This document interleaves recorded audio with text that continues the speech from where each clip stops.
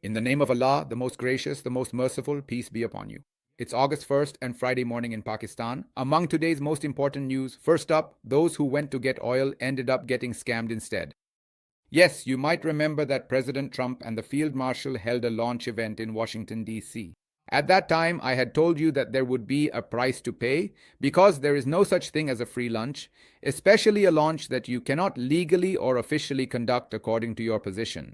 Obviously, the Chief of Army Staff of Pakistan can meet with the US Army Chief, but if the Pakistani Army Chief is not the head of state and he is meeting President Trump, then in this case, President Trump is going out of his way to grant him a favor.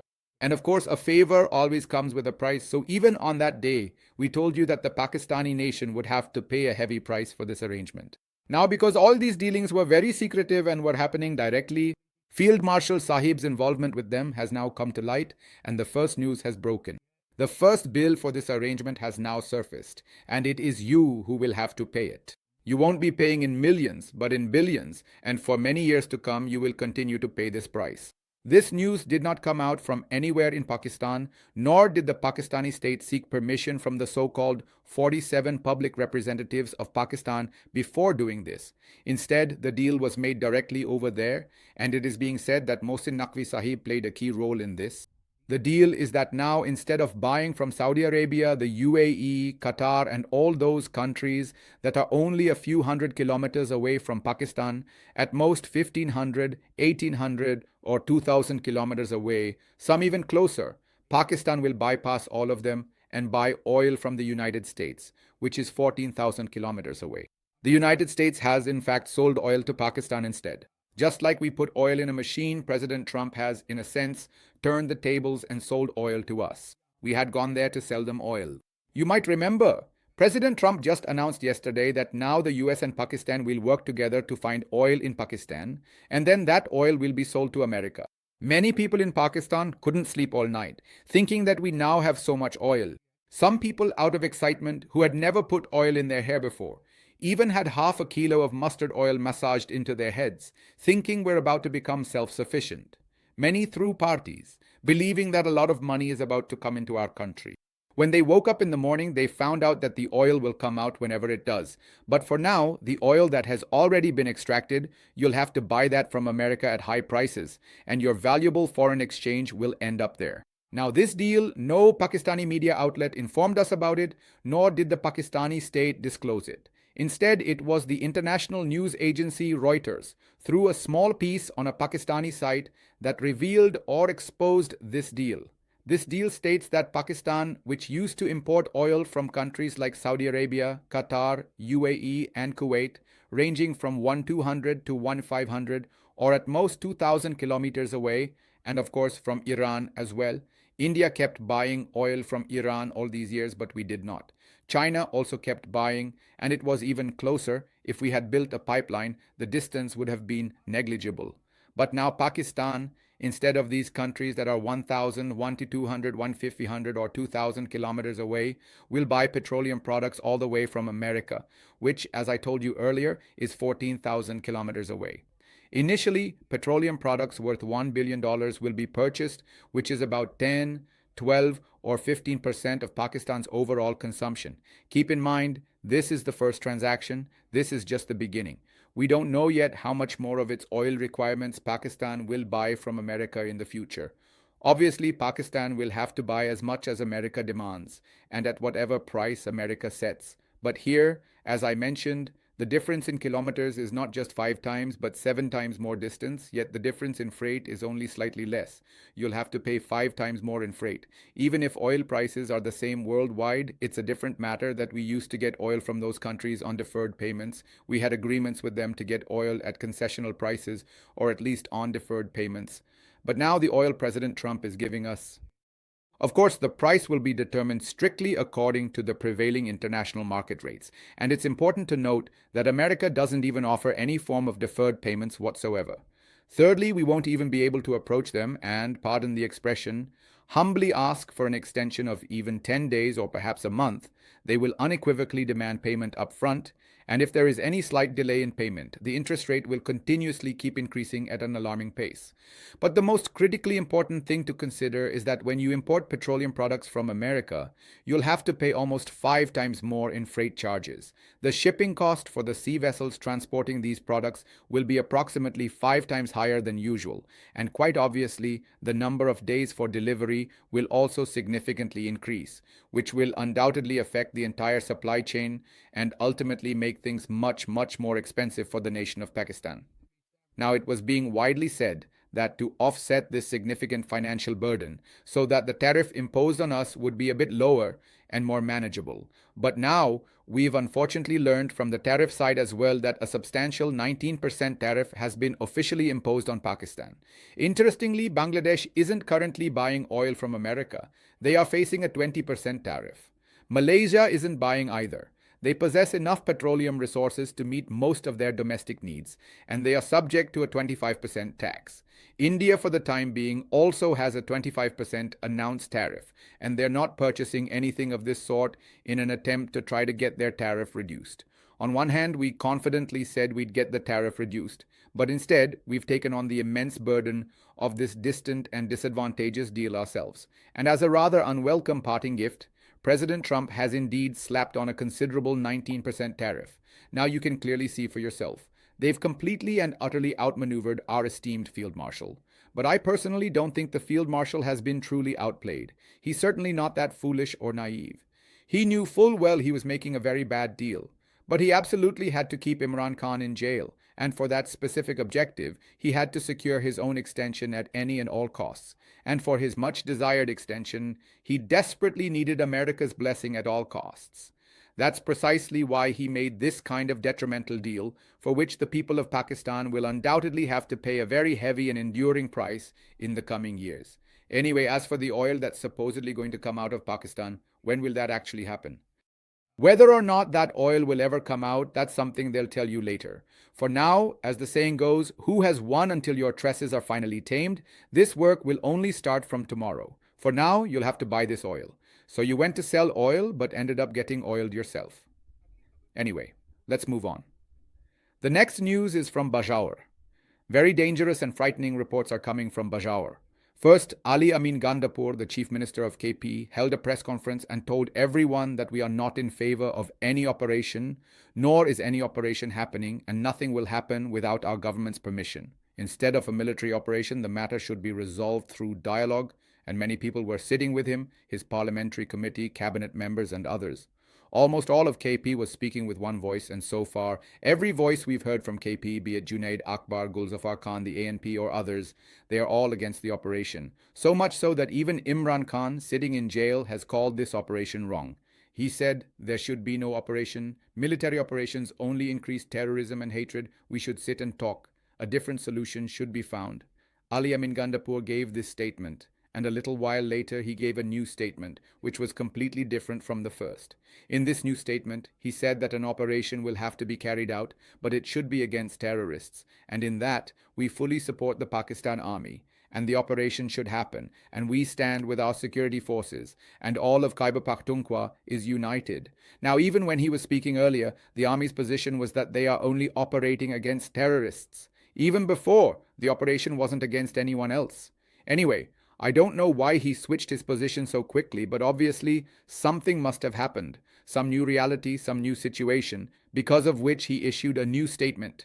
But on social media, there's a lot of criticism about why he had to change his position so quickly. People are discussing it. Only he can best answer that. I can only tell you that these were two different positions taken in a single day. Now, in the Mamund area of Bajaur, displacement has begun. There are many heart-wrenching, painful videos showing the way women, children, the elderly, and old people are leaving. The elders are holding the Holy Quran in their hands. People are being displaced. We've seen this before in Swat. We've seen it in Waziristan. When people are forced out of their homes, promises are made to them. You'll get food, water, rations, tents, everything. But then those poor souls are humiliated and disgraced, and no one cares about their plight. They live however they can in their own homes, but then they, their daughters-in-law, their daughters, their children are brought to desolate, barren places, made to live in tents, and left to suffer. Now, what is the result of all this? We'll see what happens with this in the coming days, but in any case, the scenes coming from there are truly heartbreaking. Let's move on to the next news from Muri, where Nawaz Sharif and Mariam Nawaz met with the Saudi ambassador, whose name is Nawaf al-Maliki. Nawaf al-Maliki has been the Saudi ambassador to Pakistan for quite some time. He is a very trusted man of Mohammed bin Salman. Their meeting took place there. Obviously, the current situation in Pakistan must have been discussed, as well as the regional situation.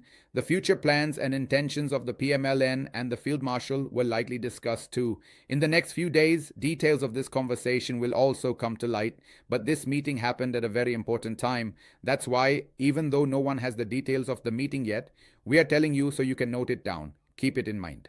As soon as we get any news, we'll share it with you. But you should definitely pencil this in. There is certainly some key reason behind this meeting. Because, as we've already told you, those who have gone up, by up, I don't mean literally up, may Allah grant them long life, I mean Muri, Natia Gali, etc. The entire Sharif family is sitting up there for a reason. And for the Saudi ambassador to arrive there during their private meetings is highly significant. What does this mean? What is going to happen in the coming days? We are getting a bit of an echo of this, but so far it's just gossip, just rumors. We don't have any concrete reason for it yet. Let me quickly tell you, the gossip going around is that perhaps the Field Marshal wants the Prime Minister to be changed now, and either the Prime Ministership should be given to the People's Party or to Mohsin Naqvi. Mohsin Naqvi is such a figure that if he is brought in as Prime Minister, since he is considered like a son to Mr. Zardari, they will feel that it's their own Prime Minister. And he is also considered like a relative by the Field Marshal, so he will feel that it's his government. And if the PMLN also accepts him, then the matter is settled, the issue is resolved. It is being said that at the moment, Mr. Mohsin Naqvi is on foreign trips, and perhaps he is also visiting America, clearing obstacles from his path. On the other hand, the Sharif family is also fully prepared, sitting together with their heads together in Natia Gali in Muri, and the entire Sharif family is discussing how to deal with this new phase. As I mentioned to you, the arrival of the Saudi ambassador there is very significant. Let's move on to the next news. This one is also related to the PMLN, where they have announced candidates for the Senate seat from Punjab, as well as for other National Assembly seats. For example, the seats of Ahmad Chatha and Buttar Sahib have just been vacated yesterday, and sentences have been handed down in Faisalabad, so those seats will also become vacant. For polling on all these seats, the date for polling on Senator Ajas Chaudhry's vacated seat had already been set for August 21. Now, nomination papers have been requested from candidates for this. Nawaz Sharif and Mariam Nawaz will analyze the candidates and make the final decision on whom to field for this Senate seat. Alongside this, PMLN is preparing for the upcoming by-elections, as I mentioned earlier, where so many people have been disqualified, meaning they have been sentenced, and after being disqualified, their seats will be vacated. PMLN will also want to contest elections on those seats. So this is another task that PMLN has started working on, and all these things are underway.